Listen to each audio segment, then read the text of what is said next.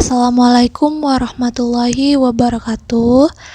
Salam sejahtera bagi kita semua. Salam, Om Swastiastu, Namo Buddhaya, salam kebajikan. Perkenalkan, nama saya Ana Husnul Khotimah dengan NIM A1D524053. Sebelumnya yang saya hormati kepada Ibu Dr. Eva Iriani, SPDI, MPDI, selaku dosen pengampu mata kuliah Psikologi Perkembangan. Pada kesempatan kali ini, saya akan membahas suatu materi yang berjudul Memahami Cara Manusia Tumbuh dan Belajar. Baiklah, langsung saja saya akan mulai penjelasannya. Sebenarnya untuk apa sih kita belajar tentang hakikat pendidikan? Sederhananya, pendidikan itu bukan cuma soal kita datang ke kampus, duduk lalu dapat nilai.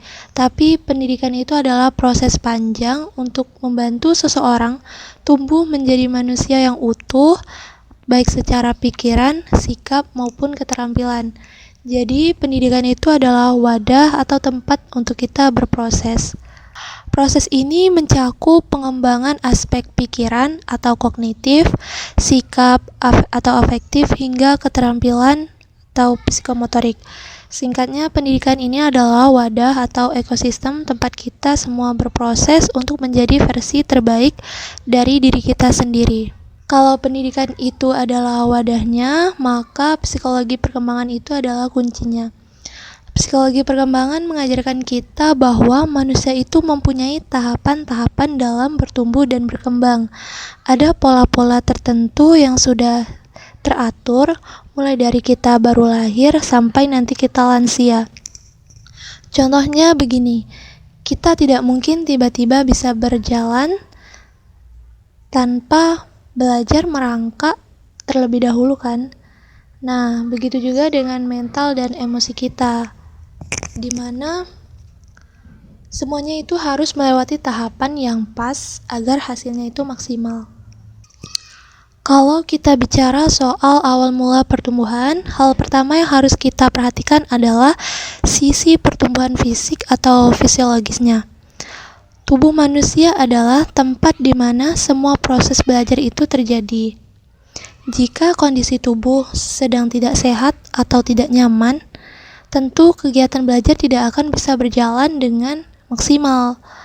Coba kita lihat dari masa prenatal atau saat masih dalam kandungan.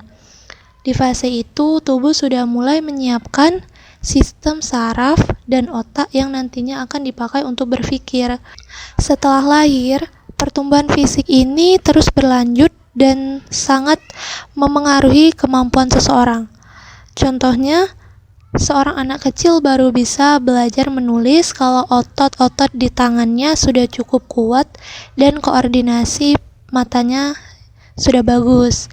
Jika kita memaksa mereka belajar sesuatu yang fisiknya belum siap, mereka pasti akan merasa kesulitan dan cepat bosan.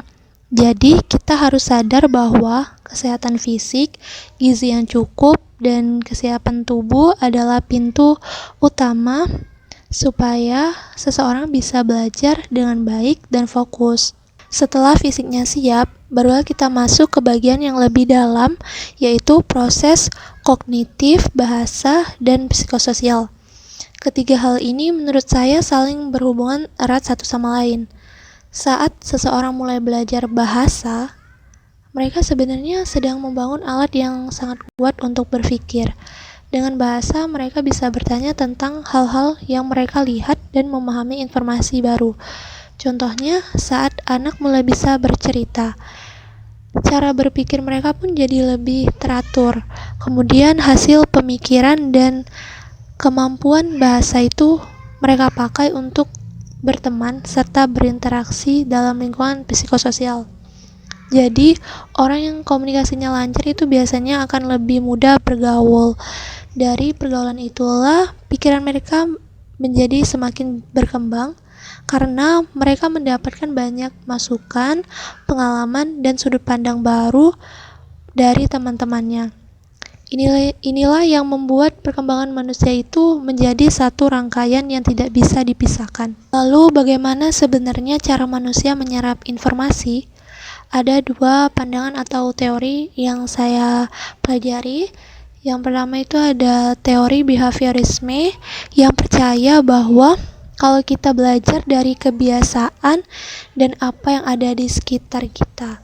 Contohnya tuh kalau misal kita diberikan apresiasi atau pujian saat kita melakukan hal yang benar, maka kita pasti jadi lebih semangat untuk mengulanginya lagi. Sedangkan teori kognitivisme ini menjelaskan bahwa manusia itu bukan cuma bereaksi karena ada hadiah atau pujian saja, tetapi karena mereka itu memiliki pikiran yang aktif. Mereka mengolah informasi di kepalanya, mengingat pengalaman lama dan menghubungkan pelajaran baru dengan apa yang sudah mereka tahu sebelumnya. Jadi belajar itu bukan cuma soal menghafal di luar kepala, tapi soal benar-benar paham apa tujuan dan manfaatnya buat kita. Namun di zaman yang sudah sangat maju sekarang, pintar secara teori saja ternyata tidak cukup. Kita juga harus memberikan perhatian lebih pada perkembangan sosial emosional. Kita harus ingat bahwa perasaan seseorang itu pengaruhnya luar biasa besar terhadap daya tangkap mereka. Contohnya begini. Kalau hati seseorang sedang merasa sedih, merasa takut, atau sedang tertekan karena masalah tertentu, mereka akan sangat susah menerima pelajaran yang diberikan, meskipun materinya gampang. Itulah mengapa menjaga suasana hati yang nyaman dan kesehatan mental itu sangat penting dalam proses belajar mengajar. Kita ingin menghasilkan generasi yang tidak cuma pintar secara akademik, tetapi juga memiliki emosi yang stabil, tenang, dan punya rasa peduli terhadap orang lain di sekitarnya.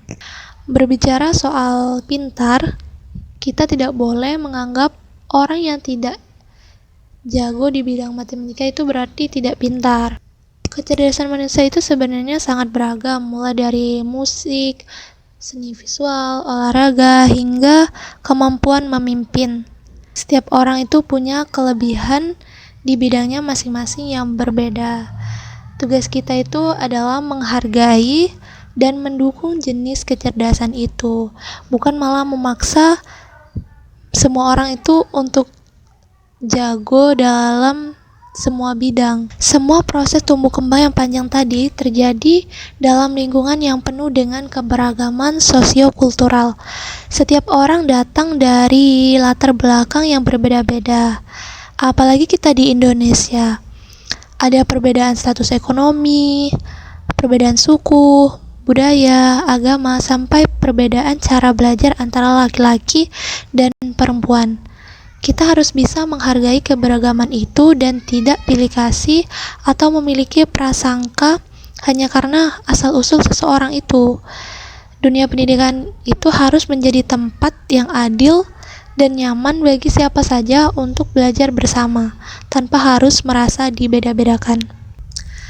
Baiklah, sebagai penutup, memahami materi-materi ini membuat saya sadar bahwa proses perkembangan manusia itu sangat luas dan mencakup banyak hal. Kita harus memperhatikan kesehatan fisik mereka, bagaimana cara mereka berpikir, bagaimana perasaan mereka, sampai latar belakang budaya mereka.